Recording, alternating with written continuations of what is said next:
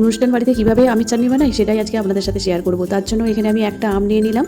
আমটাকে আমি হালকা করে খোসাটা ছাড়িয়ে নেব। প্রথমে দুটো ভাগে ভাগ করে নিলাম। দেখুন আটিটা একটু শক্ত হয়ে গেছে, কাটতে একটু অসুবিধা হচ্ছে, তার জন্য এবার ছোটো ছোটো করে কেটে নেব। আমটা আমার কাটা হয়ে গেছে।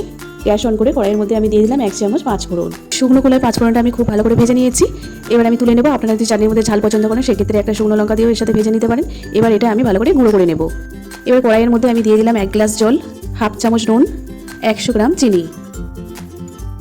আর আমটা যদি খুব বেশি টক হয় তাহলে কিন্তু এখানে 150 গ্রাম চিনি লাগবে। চিনি শিরার মধ্যে 10 মিনিট মতন আমটা ফুটিয়ে নিয়েছি। এবার ঢাকনাটা খুলে নেব। 1 চামচ আদা কুচি দিয়ে দেবো। এবার দিয়ে দেবো সামান্য একটু হলুদ গুঁড়ো। আপনারা যদি সাদা চাটনি খান সেক্ষেত্রে কিন্তু আপনারা হলুদটা না দিতে পারেন। এখানে আমি সামান্য একটু হলুদ দিলাম। হলুদটা দেওয়ার পর আরও 5 মিনিট মতন আমি রান্না করে নিয়েছি।